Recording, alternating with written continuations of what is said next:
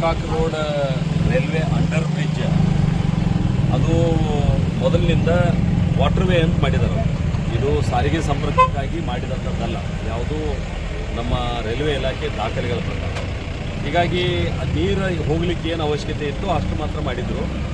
ಇತ್ತೀಚೆಗೆ ನಗರ ಬೆಳೆದಂಗೆ ಇಲ್ಲಿ ರಾಜ್ಯ ಹೆದ್ದಾರಿಯಾಗಿ ಅದನ್ನು ಅವರು ಉಪಯೋಗ ಮಾಡ್ಕೊಳ್ತಾ ಇದ್ರು. ರೈಲ್ವೆ ಅವರು ಅದನ್ನು ಅಂಡರ್ ಬ್ರಿಡ್ಜನ್ನು ವಾಟರ್ ವೇ ಅಂತ ಇಟ್ಕೊಂತಾರೆ ತಮ್ಮ ದಾಖಲೆ ಒಳಗೆ. ಆದರೆ ಕರ್ನಾಟಕ ಸರ್ಕಾರ ಇದನ್ನು ರಾಜ್ಯ ಹೆದ್ದಾರಿ ಅಂತ ಇಟ್ಕೊಂತಾರೆ. ಇವರಿಬ್ಬರಿಗೂ ತಾಳ್ಮೇಳಿಲ್ಲ. ಹೀಗಾಗಿ ಅದೇನಾಗಿತ್ತು ಅದನ್ನು ದುರಸ್ತಿ ಮಾಡೋಕ್ಕೆ ಅವ್ರು ಹೋಗ್ತಾ ಇರಲಿಲ್ಲ. ಈಗ ಇತ್ತೀಚೆಗೆ ಜನರ ಆಗ್ರಹ ಆದ ನಂತರ ನಾನು ಮೊನ್ನೆ ಈ ಭಾಗದಾಗ ಪ್ರವಾಸ ಮಾಡುವಾಗ ಅದನ್ನು ಗಮನಿಸಿದೆ. ಹೀಗಾಗಿ ಭಾಳಷ್ಟು ಜನ ಆಗ್ರಹ ಮಾಡ್ತಾಯಿದ್ರು. ಅದನ್ನು ಸಂಬಂಧಪಟ್ಟಂಥ ಇಲಾಖೆ ಅಧಿಕಾರಿಗಳ ಜೊತೆ ಮಾತಾಡಿ ಈಗ ತುರ್ತು 2 ವೇ ಅದಾವ. ಅದ್ರಾಗ ಒಂದು ವೇ ವಾಟರ್ ವೇ ಮಾಡಿಕೊಡ್ರಿ, ಒಂದು ವೇ ಜನರಿಗೆ ಹೋಗೋಕೆ ಬರೋಕೆ ಅನುಕೂಲ ಮಾಡಿಕೊಡ್ರಿ ಅಂತೇಳಿ ತುರ್ತು ರಿಪೇರಿ ಮಾಡಿ ಪ್ರಾರಂಭ ಮಾಡಿರಿ. ಮುಂದಿನ ದಿವಸದೊಳಗೆ ಜನರಿಗೆ ಹೋಗೋಕೆ ಬರೋಕೆ ಏನು ಬೇಕೋ ಅದನ್ನು ಅನುಮತಿ ಕೇಂದ್ರ ಸರ್ಕಾರದಿಂದ ತೊಗೊಂಡು ಮಾಡೋಣ ಅನ್ನುವಂಥ ಮಾತನ್ನು ಹೇಳಿದ್ದೀನಿ. ತಕ್ಷಣಕ್ಕೆ ರಿಪೇರಿ ಮಾಡುವಂಥ ಮಾತನ್ನು ರೈಲ್ವೆ ಇಲಾಖೆ ನಮ್ಮ ಇಂಜಿನಿಯರಿಂಗ್ ಸೆಕ್ಷನ್ ಸೆಂದಿಲ್ ಅವರು ಬಂದಾರೆ, ಸೆಂದಿಲ್ ಕುಮಾರ್ ಅವರು ಬಂದಾರೆ. ಅವರು DN ಕೂಡ ನಿನ್ನೆ ನನ್ನ ಜೊತೆ ಮಾತಾಡಿದ್ದಾರೆ. ಅವರು ಬರೋರಿದ್ರು, ಅವರು ಟೂರ್ನಾಗ ಇದ್ದಾರೆ ಬೇರೆ ಕಡೆ. ಹೀಗಾಗಿ ಸೆಂದಿಲ್ ಕುಮಾರ್ ಅವ್ರನ್ನ ಇಲ್ಲಿ ಕಳಿಸ್ಕೊಟ್ಟಿದ್ದಾರೆ, ಅವ್ರು ನೋಡಿದ್ದಾರೆ. ತಕ್ಷಣ ಅದನ್ನು ರಿಪೇರಿ ಕೆಲಸ ಮಾಡ್ತಂತ ಅವರು ಒಪ್ಕೊಂಡಿದ್ದಾರೆ. ಅವ್ರದ್ದು 1-2 ಮಾತು ಕೇಳಿಬಿಟ್ರೆ ಯಾವಾಗ ಮಾಡ್ತಾರೆ. ಇನ್ನೊಂದು ಸಮಸ್ಯೆ ಅವಳಿಗೆ ಗೋಡಿಗೆ ರೆಡ್ಕಲ್ ಬೆಳಗಾವಿ ಈ ರೋಡ್ ಮೇನ್ ಭಾಳ ಇಂಪಾರ್ಟೆಂಟ್. ಅದೇ ಇದು ಏನಾಗ ಸರ್ ಮಳೆಗಾಲ ಸ್ಟಾರ್ಟ್ ಆಯ್ತು ಸರ್, ಟೋಟಲಿ ಸಮಸ್ಯೆ ಆಗ್ತಾ ಇದೆ. ಅದನ್ನ ಒಂದು ಶಾಶ್ವತ ಪರಿಹಾರ ನಾನು ಅದನ್ನ ಹೇಳಿದ್ದೀನಿ. ಈಗ ರೈಲ್ವೆ ದಾಖಲೆಯೊಳಗೆ ಇದನ್ನ ಏನು ವಾಟರ್ ವೇ ಅಂತದ ಅದನ್ನು ತೆಗಿಸಿ ರಾಜ್ಯ ಹೆದ್ದಾರಿಗೆ ಕನೆಕ್ಟ್ ಮಾಡುವಂತ ಒಂದು ವ್ಯವಸ್ಥೆಯನ್ನು ನಾವು ಮಾಡ್ತಾ ಇದ್ದೀವಿ. ಮತ್ತು ಇದಕ್ಕೇನು ದುರಸ್ತಿಗೆ ಬೇಕು ತಕ್ಷಣ ಅನುದಾನವನ್ನು ನಾನು ಇಂಜಿನಿಯರಿಂಗ್ ಸೆಕ್ಷನ್ಗೆ ಈಗಾಗಲೇ ಮಾತಾಡಿದ್ದೀನಿ. ಅವ್ರು ತಕ್ಷಣ ಇದನ್ನು ತುರ್ತು ರಿಪೇರಿಗಾಗಿ ಏನು ದುಡ್ಡು ಬಿಡುಗಡೆ ಮಾಡಬೇಕಾ ಬಾಡಿ ಅದನ್ನು ಕೆಲಸ ಮಾಡಿಕೊಡ್ತು ಅಂತ ಹೇಳಿದ್ದಾರೆ. ಈಗ ನಿಮ್ಮ ಎದುರುಗಡೆ ಅವರು ಅದನ್ನು ಮಾತಾಡ್ತಾರೆ. ಇನ್ನೊಂದು ಸರಿ ಬೇಡಿಕೆ ಸರ್, ಈ ರೈಲ್ವೆ ಸ್ಟೇಷನ್ಗೆ ಎಕ್ಸ್ಪ್ರೆಸ್ ಟ್ರೈನ್ಗಳು ಯಾವ ನಿಲ್ತಾ ಇಲ್ಲ ಸರ್. ಇಲ್ಲಿ ಘಟಪ್ರಭಾ ರೈಲ್ವೆ ಸ್ಟೇಷನ್ ಇದೆ ಸರ್, ಬಸ್ಗಳು ಒಳಗೆ ಹೋಗಲ್ಲ ಅಂತ ಒಂದು ಪ್ರಾಬ್ಲಮ್ಮು. ಇಲ್ಲಿ ಬಸ್ ಅನುಕೂಲ ಐತಿ, ಇಲ್ಲಿ ಎಕ್ಸ್ಪ್ರೆಸ್ ನಿಲ್ಲಂಗಿಲ್ಲ ಅನ್ನೋದೊಂದು ಭಾಳ ಸಮಸ್ಯೆ ಸರ್. ಆಮೇಲೆ ನೈಟ್ ಬರೋರಿಗೆ ಭಯಂಕರ ತೊಂದರೆ ಆಗ್ತದೆ ಸರ್. ಅದಕ್ಕೆ ಏನಾದ್ರು ನಮ್ಮ ಹುಬ್ಬಳ್ಳಿ ನೈಋತ್ಯ ರೈಲ್ವೆ ವಲಯದೊಳಗೆ ಈ ಥರದ 3 ಕಡೆ ಸಮಸ್ಯೆ ಬರ್ತಾ ಇದೆ ಪ್ರತಿ ಸಲ.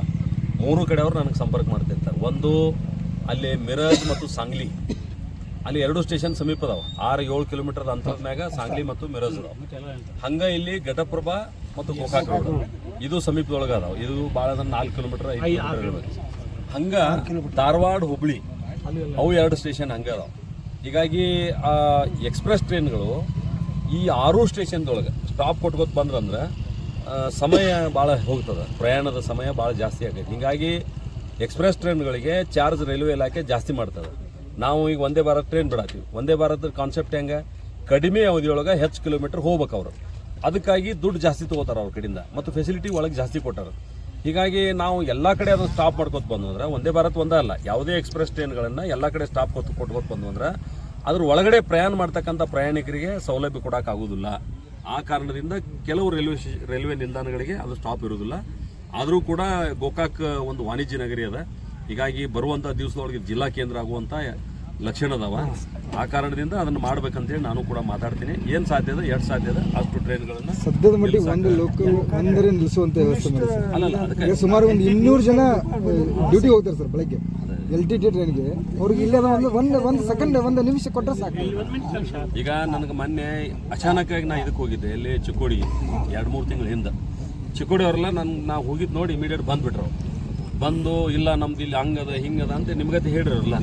ಇಮಿಡಿಯೇಟ್ ಜಾಗದ ಮ್ಯಾಗ ನಿಂತ ರಿಕ್ವೆಸ್ಟ್ ಮಾಡಿ ಮರುದಿವಸನ ಅದು ಸ್ಟಾಪ್ ಮಾಡೋಕೆ ಹಚ್ಚಿದ್ವಿ ನಾವು. ಬಟ್ ಅದು ಕಲೆಕ್ಷನ್ ಆಗಿಲ್ಲ. ಈಗ ಅವ್ರು ರದ್ದು ಮಾಡಿದ್ದಾರೆ. ಮತ್ತು ನಿನ್ನೆ ಫೋನ್ ಮಾಡಿದ್ರು ಅವ್ರು, ಎಲ್ರಿ ರದ್ದು ಮಾಡತ್ತಾರ, ನಮ್ದು ಕಂಟಿನ್ಯೂ ಮಾಡಿರಿ ಅಂತ. ನೀವು ಪ್ರಯಾಣಿಕರಲ್ಲಿ ಹತ್ತಲಿಲ್ಲ ಅಂದರೆ ರೈಲ್ವೆದವ್ರಿಗೆ ಒಂದು ನಿಮಿಷ ಅಥವಾ 2 ನಿಮಿಷದ ಸ್ಟಾಪ್ ಆದರೆ ಇಂತಿಷ್ಟು ಕಲೆಕ್ಷನ್ ಬೇಕಂತ ಅದೊಂದು ಮಾನದಂಡ ಅದ ಅವ್ರಿಗೆ. ಆ ಮಾನದಂಡ ಪ್ರಕಾರ ಅವ್ರ ಟಿಕೆಟ್ ಖರ್ಚಾಗಲಿಲ್ಲ ಅಂದರೆ ಅವ್ರು ನಿಲ್ಲಿಸೋದಿಲ್ಲ. ಆದ್ದರಿಂದ ಬರುವಂಥ ದಿವಸದಾಗ LTT ಚಿಕ್ಕೋಡಿ ರೋಡ್ ಬದಲಿ ಇಲ್ಲಿ ನಿಲ್ಲಿಸುವಂಥ ಪ್ರಯತ್ನ ಮಾಡೋದು. ಅದು ಕಲೆಕ್ಷನ್ ಸರಿ ಹೋತಂದ್ರೆ ಮುಂದೆ ಕಂಟಿನ್ಯೂ ಆಗ್ತದೆ. ಇಲ್ಲ ಅಂದರೆ ಚಿಕ್ಕೋಡಿಗೆ ಇವತ್ತು ನಿಲ್ಲಿಸಿದ ಹೆಂಗ್ ಮಾಡ್ರಿ, ಹಂಗೆ ನಾಳೆ ಆರ್ಡರ್ ಮಾಡ್ರಿ. ಕಲೆಕ್ಷನ್ ಆಗಿಲ್ಲ ಅಂದ್ರೆ ಬಂದ್ ಮಾಡ್ರಿ. ಚಾಲೆಂಜ್ ಕಲೆಕ್ಷನ್ ಮಾಡಿದ್ದೀವಿ. ಇಲ್ಲಿಗೆ ರೈಲ್ವೆ ಸೇಫ್ಟಿಗೆ ಏನಿರ್ತದೆ ಅದು ನೋಡಿಕೊಂಡು ನಮ್ಮ ಲಿಮಿಟೇಷನ್ದಲ್ಲಿ ಅದೇ ನಾವು ಫಾಲೋಅಪ್ ಮಾಡ್ತೀವಿ.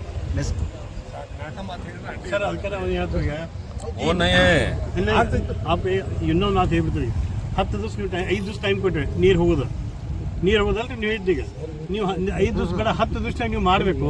10 ದಿವಸ ಮಾಡಿದ್ರೆ 11ನೇ ದಿವಸ ನಾವು ಇಲ್ಲಿ ಬಂದು नहीं सर बहुत प्रॉब्लम है सर इसका तो बहुत बहुत प्रॉब्लम है सर 10 days ಈ ಜನರಿಗೆಲ್ಲ ಉಪಕಾರ LDT ಇದು ಸ್ಟಾಪ್ ಆತಂತ್ರಲ್ಲ ಚಿಕ್ಕೋಡಿ LDT ಡಾಕ್ಯುಮೆಂಟ್ ಅಂದ್ರೆ ಅದೇನು ಮೋಸ್ಟ್ಲಿ ಕಲೆಕ್ಷನ್ ಕಡಿಮೆ ಆಯ್ತು ಏನು ನೋಡ್ರ ನೀವು ಮಾಡಿದ್ರಿ ನೋಡೋದನ್ನ. ಈಗ ಏನು ಡಿಮ್ಯಾಂಡ್ ಅಂದರೆ